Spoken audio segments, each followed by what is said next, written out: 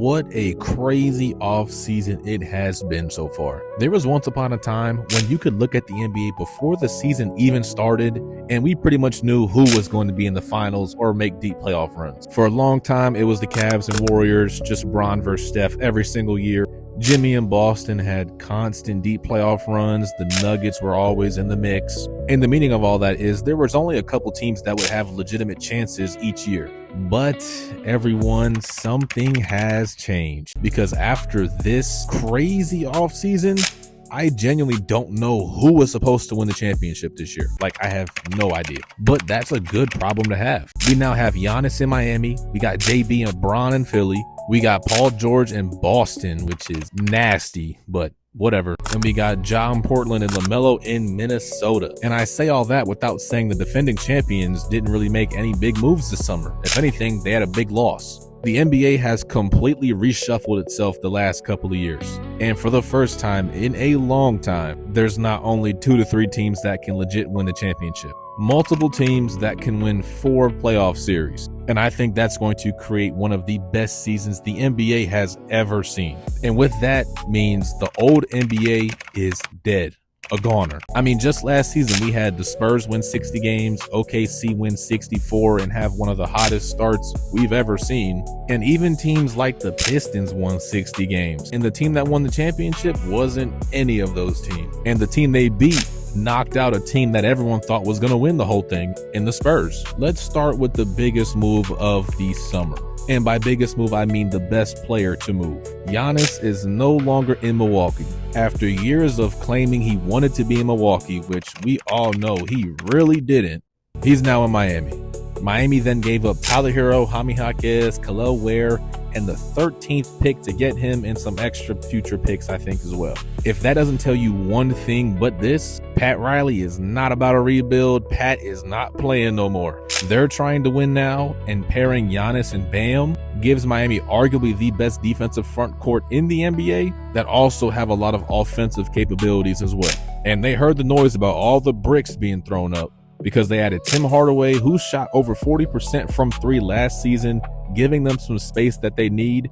Because let's be honest, if the Heat have no shooting, they're going to be in the play-in again. You want an offense of Giannis and Bam with no shooters?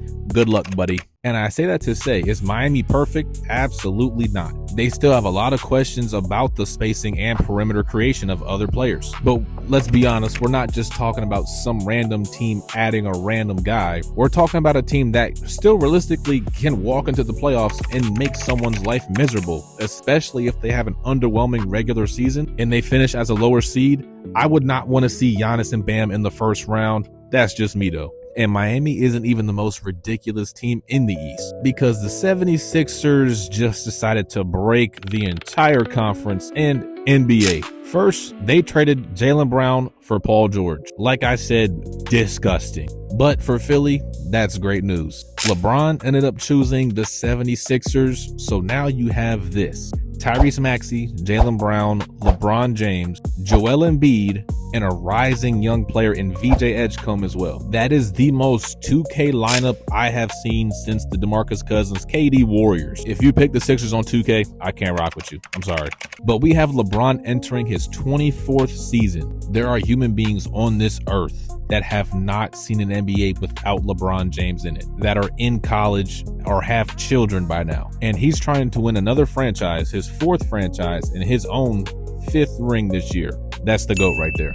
But Philly already had championship aspirations before he even arrived. Acquiring Jaylen Brown already put them over the top for some people. It allowed Philly to get younger and way more athletic and have another wing that can play on both ends and take pressure off Maxey and Embiid. I mean, look at the last time Embiid had an all-star point guard and a superstar wing. And let's briefly talk about the Celtics. If you're a Boston Celtics fan, I am deeply sorry. I get it. You guys got Mitchell Robinson. Some fans like the PG acquisition. I get it. You had to get him because of the money and how much was tied up between Tatum and Brown. But let's be honest. As a Boston Celtics fan, you cannot be optimistic going into this year. Now, I don't think the roster is as bad as some people are saying it is. Some people are definitely dragging it. Getting Mitchell Robinson, Paul George, Mike Conley, and hopefully Derek White has a better season. I don't know what he was on to start last season. So they're not the same Celtics. They may surprise some people,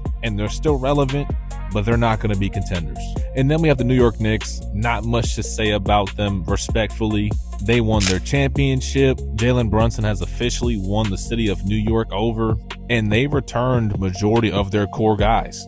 But they did lose Mitchell Robinson, who was huge in the series against the Spurs, and they got back Andre Drummond. So you get back the rebounding, but you lose the defense and athleticism of Mitchell Robinson. And I think people highly underestimate how important his offensive tip outs and rebounds actually were. That's the reason they won the NBA Cup against the Spurs earlier in the season. And now to the West. The West has been competitive and tough for the last how many years now? But just as a reminder, OKC still won 64 games last year. They still have the back-to-back MVP. They still have Chet, who I personally think is so overrated.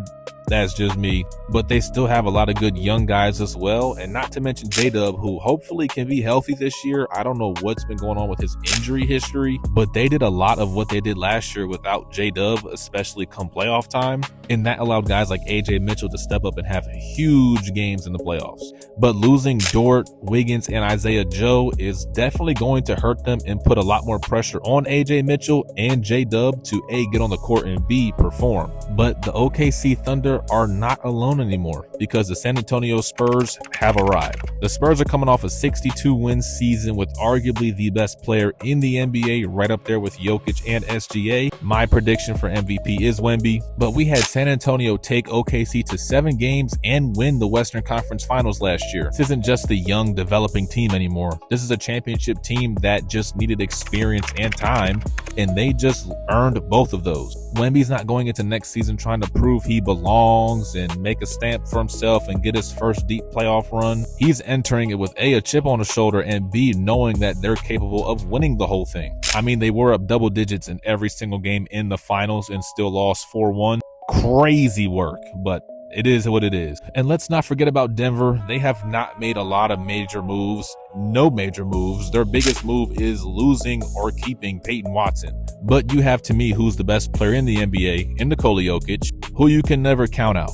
Averaging a triple-double in his second season as a 7-foot center is ridiculous. Leading the league in assists as a 7-foot center. What else needs to be said? The Nuggets have definitely lost their defensive identity that they once had. And offensively, you can't trust some of these role guys as much as you'd like to. So they have dropped in terms of contention. Meanwhile, some of the other teams are making big splash moves, and their biggest moves are waiving Jonas Valanciunas and trying to re-sign Spencer Jones and Peyton Watson. You're cooked. Let's not forget about Minnesota. They just became one of the most interesting teams in the league, and in my opinion, the most fun team to watch. Bringing in LaMelo solves Anthony Edwards' biggest weakness, which is his playmaking and having to think too much on the offensive end. He's a guy you just want to unleash as a scorer and create when needed to. And if something's cut off or not there, he can look to create off of his gravity. But him going into a possession knowing he has to create, that's not him. And LaMelo Ball completely fixes that problem. Now, Minnesota loses the height that they had with Randall and Naz Reid, which I think is going to affect them. One of their calling cards has been their size in the past couple of years, but that's going to make what this team looks like very interesting. And the offensive production overlap the defensive loss. We'll see. And if that's the case, good luck guarding them.